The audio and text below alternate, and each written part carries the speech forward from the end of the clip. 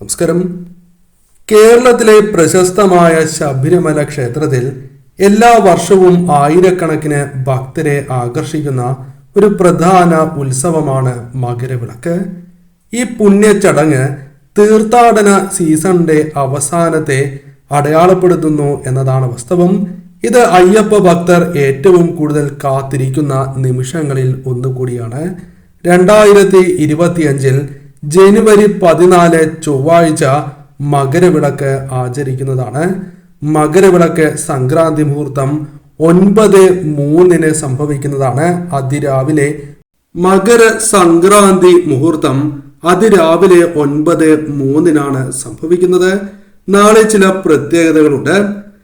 പ്രധാനമായും മകരജ്യോതി തെളിഞ്ഞ് പ്രാർത്ഥിച്ചതിന് ശേഷം മാത്രം നാളെ വൈകുന്നേരം വിളക്കണയ്ക്കുക എന്ന കാര്യമാണ് ചെയ്യേണ്ടത്. അതിനാൽ ആ കാര്യത്തിന് നിങ്ങൾ പ്രാധാന്യം നൽകണം. കൂടാതെ മകരജ്യോതി തെളിയുന്നതായ ആ സമയത്ത് ശരണവിളികൾ വീടുകളിൽ ഉയരേണ്ടത് അനിവാര്യമാണ്. നിങ്ങൾ ശരണം വിളിക്കുകയാണ് എങ്കിൽ അത് ഏറ്റവും ശുഭകരമായി ഭവിക്കും എന്ന കാര്യം ഓർക്കുക. കുടുംബാംഗങ്ങൾ ഏവരും ഈ ഒരു കാര്യം ചെയ്യുവാൻ പ്രത്യേകം ശ്രദ്ധിക്കണം. വീട്ടിലിരുന്നാണ് എങ്കിലും ലോകത്ത് എവിടെയായിരുന്നാലും സ്വാമിയെ ശരണമയ്യപ്പ എന്ന് ഈ സമയം ഉരുവിടുന്നതും ശരണം വിളിക്കുന്നതും ഏറ്റവും ശുഭകരമാണ്. അടുത്ത മകരവിളക്കിന് മുൻപ് തന്നെ ജീവിതത്തിൽ അത്ഭുതകരമായ കാര്യങ്ങൾ സംഭവിക്കുക തന്നെ ചെയ്യും. അതിനാൽ തീർച്ചയായും ഈ സമയം നിങ്ങൾ ഈ കാര്യം ചെയ്യാതിരിക്കരുത്. നാളെ വൈകുന്നേരം വിളക്ക് തെളിയിക്കുമ്പോൾ ഒരു പുഷ്പം കൂടി സമർപ്പിച്ച് പ്രാർത്ഥിക്കുന്നത് ഏറ്റവും ശുഭകരമാണ്. ശാസ്താപ്രീതിക്കും അയ്യപ്പ പ്രീതിക്കുമായി നീല ശംഖുപുഷ്പം നാളെ സമർപ്പിച്ച് പ്രാർത്ഥിക്കുന്നത് അതീവ ശുഭകരമായ ഒരു കാര്യമാണ്. നാളെ മകരച്ചൊവ്വ കൂടിയാകുന്നു. മകരച്ചൊവ്വയുമായി ബന്ധപ്പെട്ട ചില കാര്യങ്ങളുണ്ട്. നാളെ വീടുകളിൽ പ്രത്യേകിച്ചും ചെയ്യേണ്ടതായ കാര്യങ്ങൾ, ഇതേക്കുറിച്ച് വിശദമായ വീഡിയോ ക്ഷേത്രപുരാണത്തിൽ ലഭ്യമാണ്. നാളെ ദേവീക്ഷേത്രത്തിലും ശാസ്താക്ഷേത്രത്തിലും ദർശനം നടത്തുന്നത് ഏറ്റവും ശുഭകരമാണ്.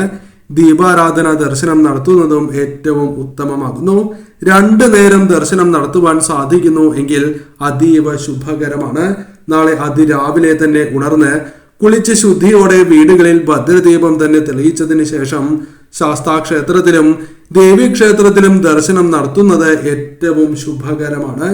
നിങ്ങളുടെ ജീവിതത്തിൽ എത്ര ദുരിതങ്ങളുണ്ട് എങ്കിലും കഷ്ടതകളുണ്ട് എങ്കിലും അതിൽ നിന്നും തരണം ചെയ്ത് മുന്നോട്ട് പോകുവാൻ നിങ്ങൾക്ക് സാധിക്കുന്നതായ ഊർജം ഭഗവാന്റെയും ദേവിയുടെയും അനുഗ്രഹത്താൽ വന്നു ചേരും.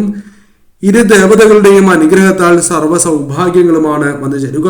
അത്രമേൽ വിശേഷപ്പെട്ട ദിവസമാണ് നാളെ. അതിനാൽ തീർച്ചയായും ദർശനം നടത്തണം. എന്നാൽ ദർശനം നടത്തുമ്പോൾ ഒരു കാര്യം കൂടി നിങ്ങൾ പ്രത്യേകം ശ്രദ്ധിക്കുക. കുടുംബാംഗങ്ങൾ ഏവരും ഒരുമിച്ച് തന്നെ ദർശനം നടത്തുവാൻ ശ്രമിക്കുക.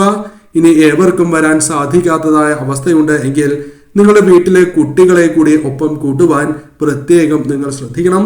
ഇപ്രകാരം ചെയ്യുന്നത് ആ കുട്ടികൾക്കും വളരെയധികം ഐശ്വര്യം വന്നു ചേരുന്നതിനും നെഗറ്റീവായ ഊർജങ്ങളെ ഒഴിവാക്കുവാനും സഹായകരം തന്നെയാകുന്നു. കൂടാതെ നാളെ ഏവരും മഞ്ഞൾ തിലകം അതോടൊപ്പം കളഭം നെറ്റിയിൽ അണിയുന്നത് ഏറ്റവും ശുഭകരമാണ്. കുടുംബാംഗങ്ങൾ ഏവരും ഇപ്രകാരം ചെയ്യുന്നത് സർവ്വ ഐശ്വര്യപ്രദമാണ് എന്ന കാര്യവും ഓർക്കുക. കൂടാതെ പ്രധാന വാതിൽ തുടച്ചതിന് ശേഷം പ്രധാന വാതിലിൽ സ്വസ്തിക അല്ലെങ്കിൽ ഓം ചിഹ്നം വരയ്ക്കുന്നതും ഏറ്റവും ശുഭകരമാണ്.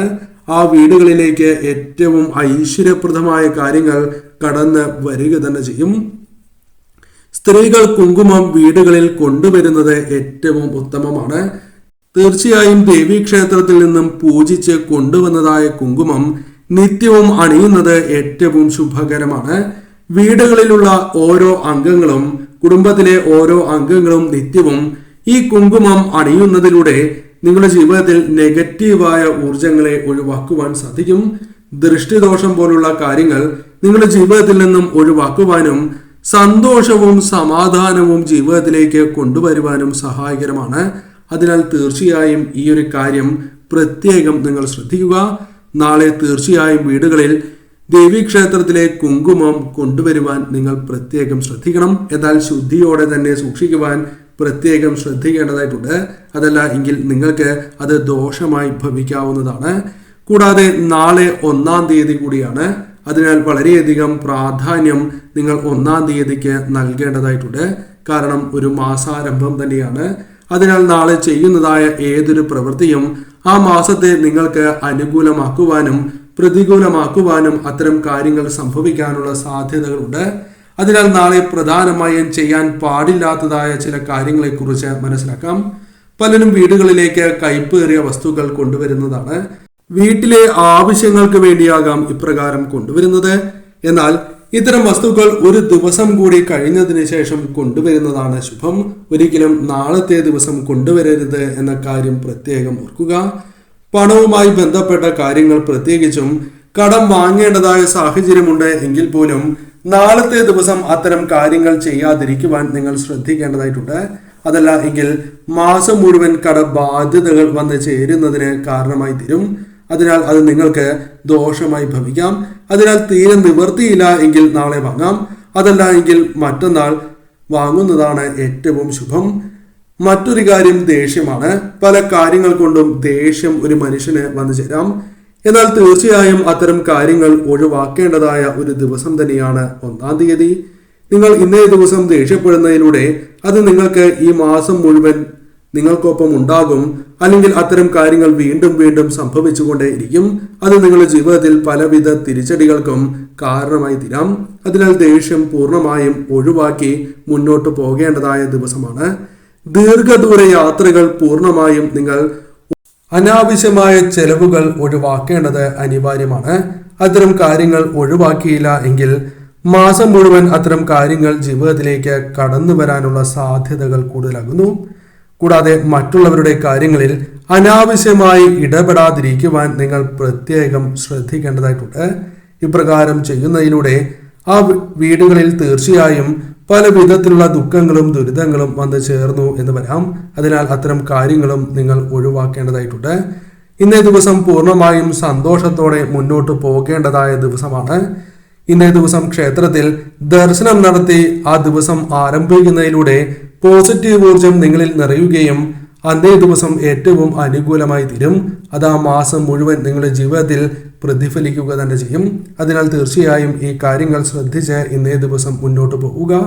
കൂടാതെ വീടുകളിൽ വിളക്ക് തെളിയിക്കുമ്പോൾ ശംഖുപുഷ്പം അല്ലെങ്കിൽ വെളുത്ത പുഷ്പങ്ങൾ, മഞ്ഞ പുഷ്പങ്ങൾ ഇന്നേ ദിവസം സമർപ്പിച്ച് പ്രാർത്ഥിക്കുന്നതും ഉത്തമമാണ്. ചുവന്ന ചെത്തി, ചെമ്പരത്തി എന്നിവ സമർപ്പിക്കുന്നതും അതീവ ശുഭകരം തന്നെയാകുന്നു.